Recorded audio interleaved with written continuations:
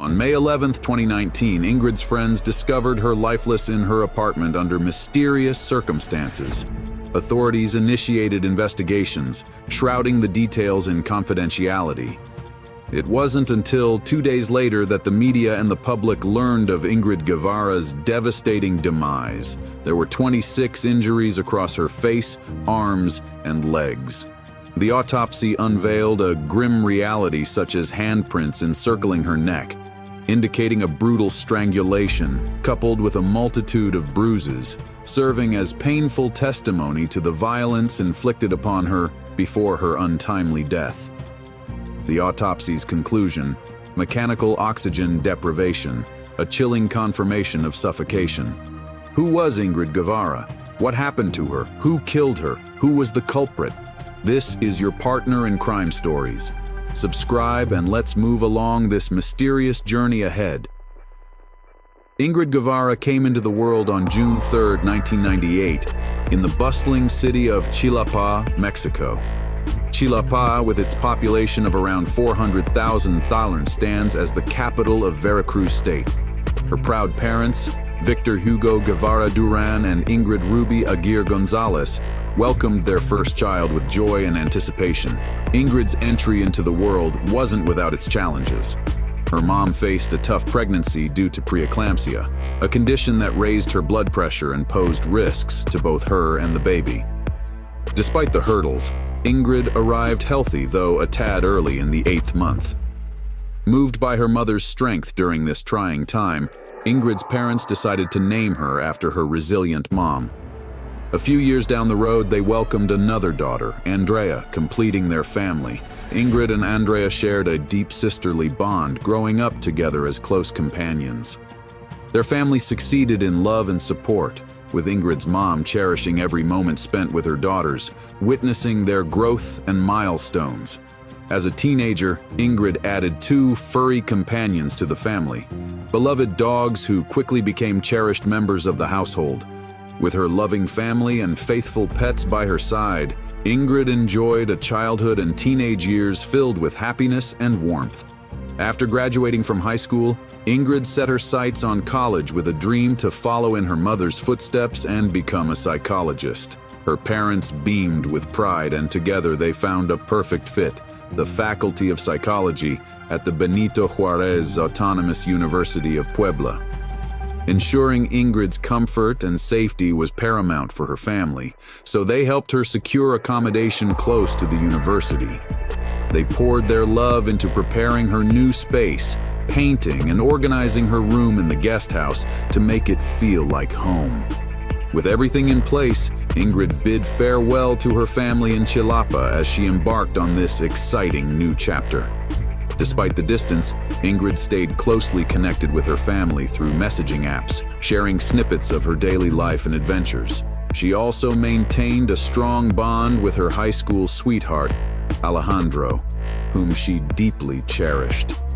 In 2016, Ingrid crossed paths with Giovanna, a childhood acquaintance who was also studying at BUAP. They quickly formed a friendship, exploring the streets of Puebla de Zaragoza together. However, Ingrid faced a distressing incident during her first year at college when she encountered harassment while out and about.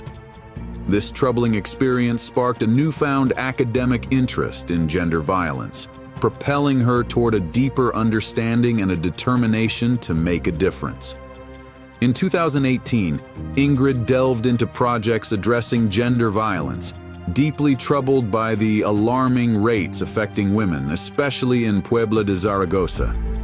Despite her parents' wishes for her to focus solely on her studies, she also took on a part-time bartending job at Capital Nightclub.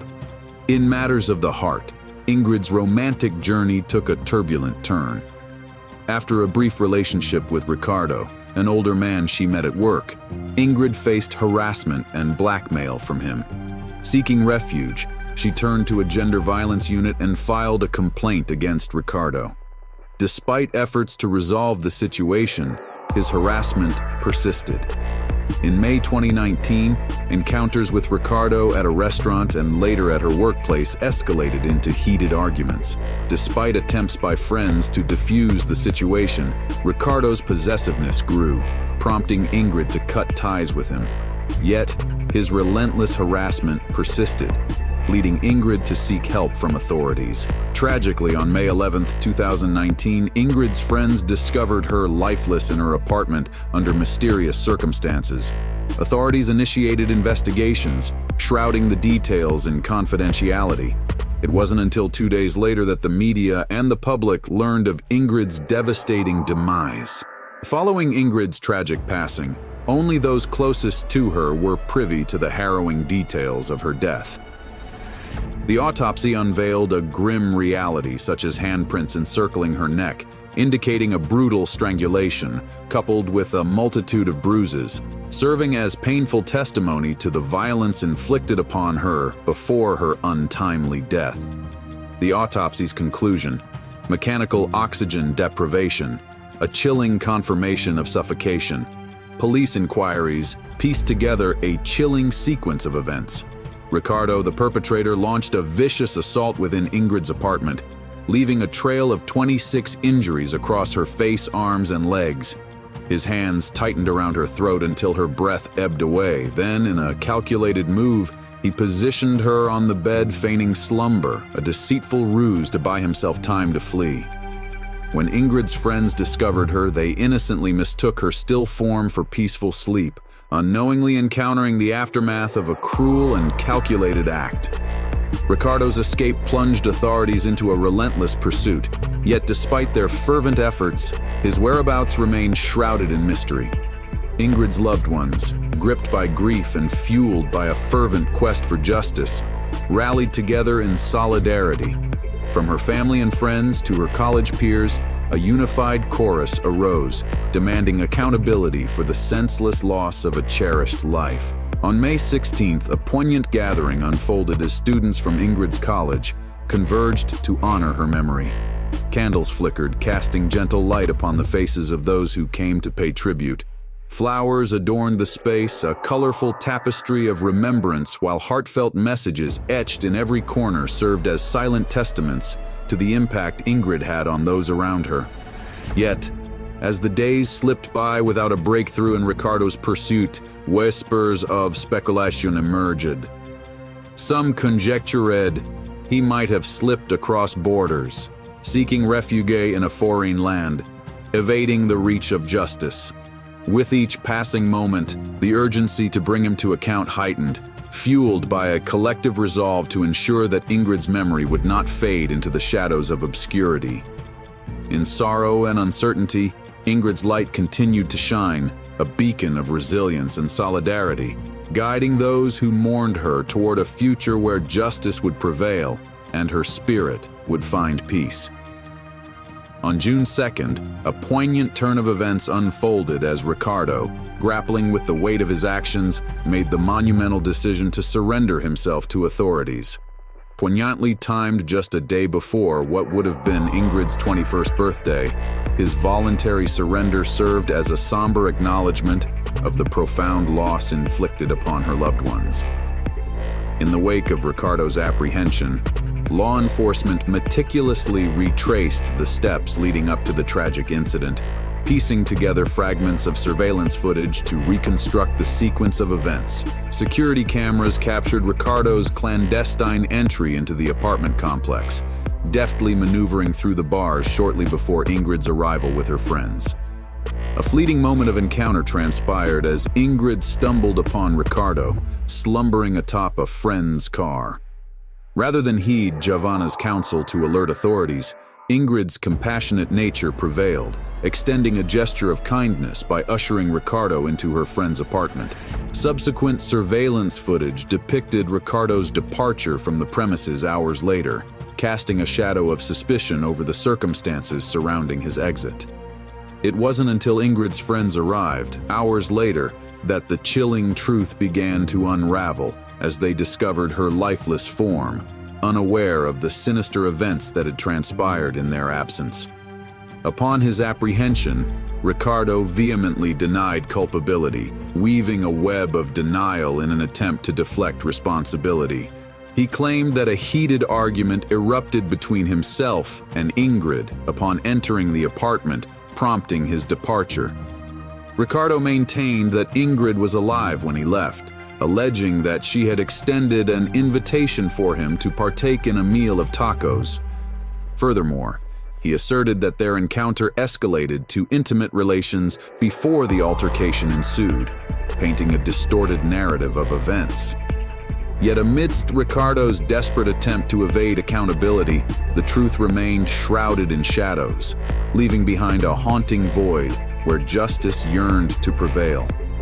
As the wheels of justice turned, Ingrid's memory endured as a beacon of resilience, guiding those who sought closure toward a future where truth would ultimately triumph over deceit and deception.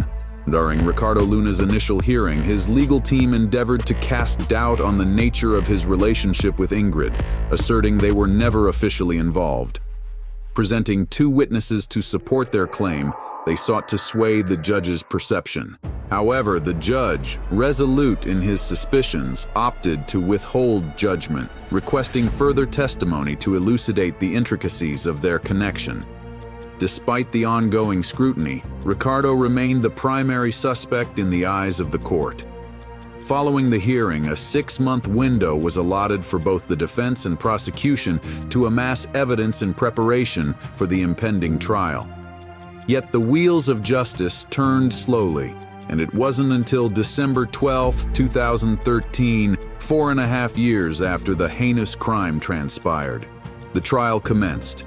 The protracted duration stemmed from a litany of appeals lodged by Ricardo's defense, culminating in bureaucratic delays that tested the resolve of all involved. Throughout the trial, the prosecution meticulously presented a litany of evidence, painting a damning portrait of Ricardo's guilt. Key among these was security camera footage capturing his presence at the scene of the crime, a damning testament to his culpability. Despite the defense's fervent efforts to sow seeds of doubt, Ricardo's guilt was irrefutably established, culminating in a verdict of guilty and a staggering sentence of 60 years behind bars. With Ricardo's conviction, authorities seized upon the opportunity to send a resounding message that perpetrators of violence against women would face swift and severe consequences. Despite the defense's futile attempts to challenge the ruling through appeals, Ricardo's fate was sealed, and justice was served. In the wake of Ingrid's tragic passing, her funeral and burial served as a somber testament to the profound impact she had on those who knew and loved her. Held in her birth city of Jalapa, the services drew hundreds of mourners' family members, friends, and college classmates alike, united in their grief and shared memories of Ingrid's vibrant spirit. For her mother, Ingrid's room remained a sacred space, preserved as a sanctuary of solace.